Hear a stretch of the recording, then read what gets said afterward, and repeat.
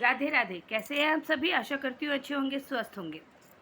आज हम लोग बांके बिहारी जी के चमत्कार की जो सीरीज़ हम लोग चला रहे थे, उसकी हम लोग आज चौथी कहानी सुनाने जा रहे हैं।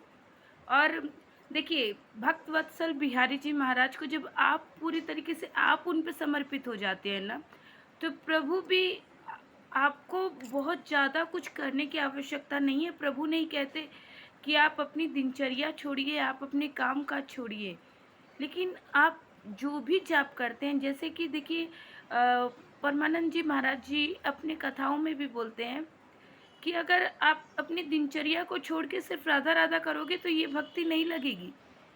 लेकिन आप अपने काम कर रहे हो, अपने पति को खाना दे रहे हो, अपने घर के कार्य कर रहे हो, अपने बच्चों की सेवा कर रहे हो, और उसके साथ आपका मानसिक जाप भी चल रहा है, राधा राधा राधा राधा। तो ये जाप, ये फल आपको फलित होगा। तो इस तरीके से आप अपनी पूजा को, अपनी भक्ति को, अपने विश्वास को एक नियमित ढंग से कंटिन्यू कर सकते हैं। तो आज की कहानी है भक्तमती मनी की। ये एक ऐसी भक्त हैं जिन्होंने अपनी दिनचर्या को लेके, उनके पति जो बीमार रहते थे उनकी सेवा सत्कार, वो सारे कार्य करती थी, अपनी पति की सेवा करती थी। बस भक्ति कहाँ गई कि उन्होंने एक बार बिहारी जी को देखा और बस उन्हीं की हो गई।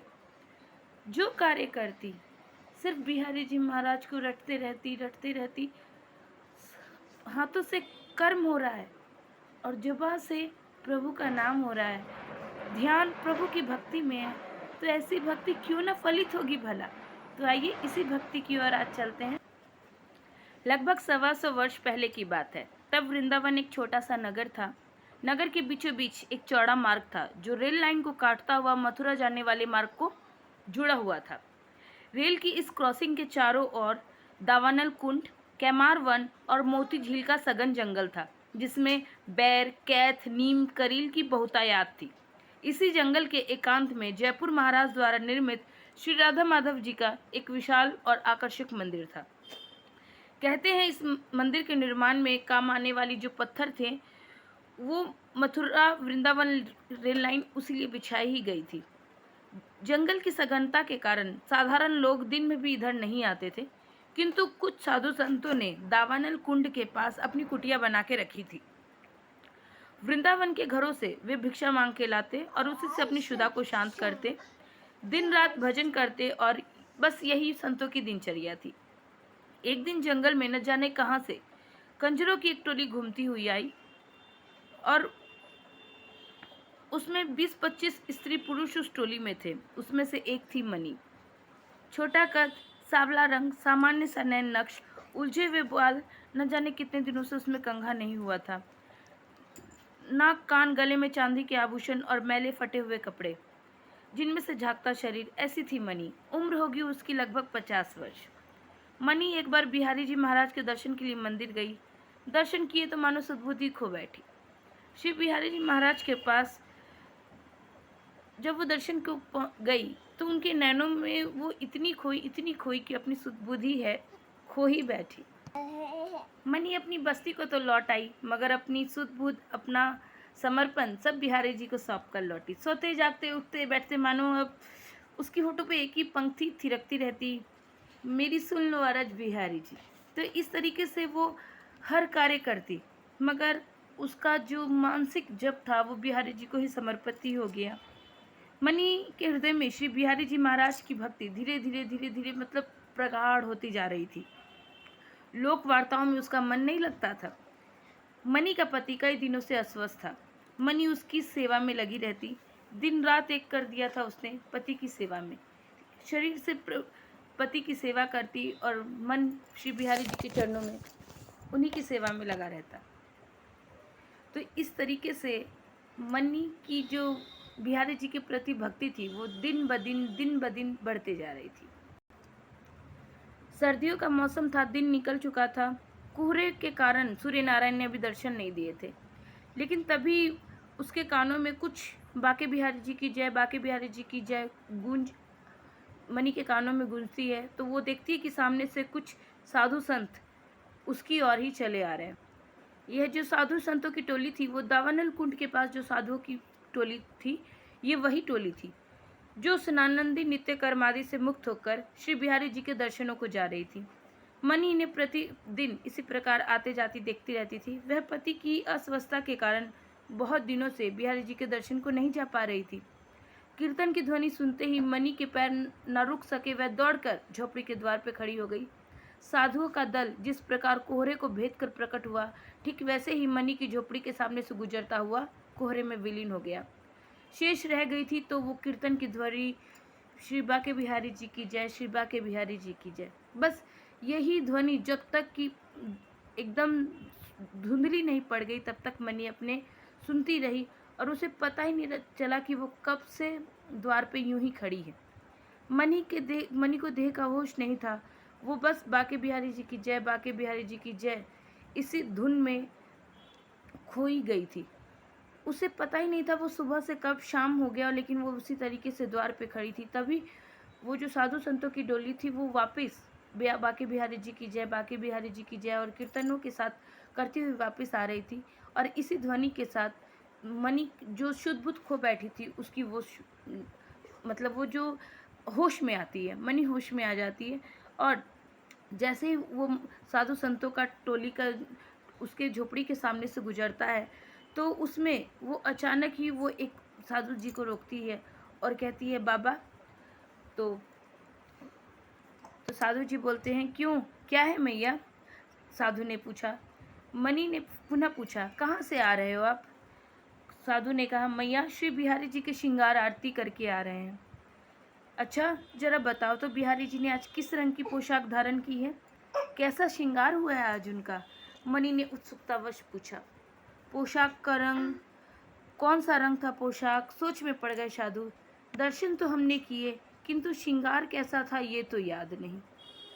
सभी ने एक दूसरे की ओर देखा, इस आशा से मनी के प्रश्न का समाधान शायद किसी के पास हो, परंतु सभी के माथे पे एक शिकन उभरी और मिट गई, किंतु मनी के प्रश्न का उत्तर किसी के पास न था। साधु जी मनी से बोले कि हम लोग दर्शन करके तो आ रहे हैं किंतु पोशाक का रंग और श्रृंगार का ढंग ये हमें कुछ स्मरण नहीं आ रहा। मनी हंसी और बोली बाबा आप लोग मंदिर दर्शन करने गए थे या फिर मंदिर घूमने गए थे? अरे आज बिहारी जी ने पीले रंग की पोशाक धारण की है, उसमें लाल रंग के किनारे पे सिल्मा सितारे का काम किया हुआ है, माथे पर पीली पगड़ी बंधी हुई है, गले में चंद्रसेनी हार है। जाओ दर्शन करके आओ दोबारा, तब बताना मैंने कहा वह ठीक है या नहीं। साधु आश्चर्यचकित थे।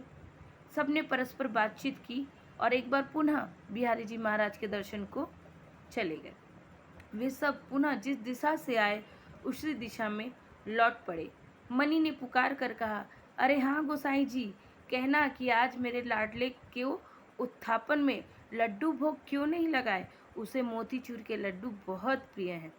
साधुओं ने जाते जाते मनी के ये शब्द मानो गांठ ही बांध लिए। मंदिर पहुंचकर उनके आश्चर्य का ठिकाना नहीं रहा। श्री बिहारी जी महाराज ने ठीक वैसी ही पोशाक धारण की थी, ठीक वैसा ही श्रृंगार किया था जैसा मनी ने बताया। उनका हृदय मनी पर बिहारी जी महाराज की अलौकिक कृपा का अनुभव कर पा रहा था। उत्सुकतावश उन्होंने मंदिर के गर्भगृह के गोसाई जी महाराज को, जो सबको तुलसी का प्रसाद दे रहे थे, उन्हें बुलाकर कहा कि महाराज क्या आपने आज उत्थापन में श्री बिहारी जी महाराज को मोतीचूर के लड्डू भोग नहीं लगाए? हाँ हाँ लगाया था, पर तुम यह क्यों पूछ रहे हो? गोसाई जी महाराज ने पूछा।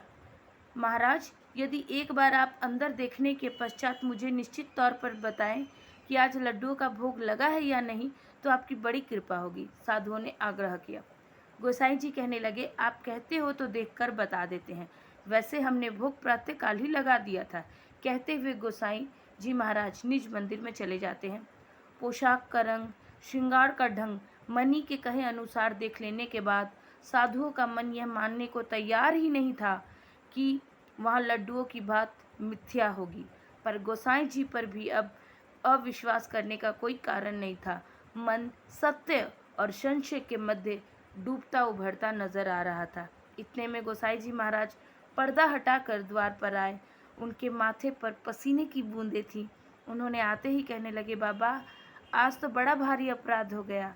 ठाकुर जी महाराज को वास्तव में लड्डू का भोग लगाना भूल गया। साधुओं की शंकाओं का निवारण हो गया था। लौटकर मणि के द्वार पर पहुँचे और उसके भाग्य की सराहना कर अपनी अपनी कुटिया में वापस लौटे।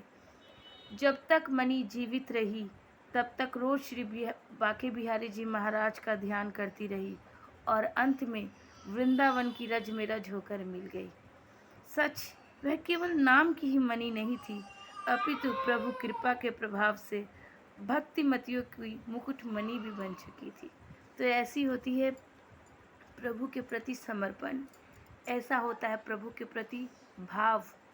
आप कहीं भी रहें, आप अपने मन से प्रभु को स्मरण करते रहें, अपने मन से प्रभु को याद करते रहें। आप बांके बिहारी जी जा पा रहे हैं, नहीं जा पा रहे, पर बांके बिहारी जी को स्मरण तो कर पा रहे हैं ना।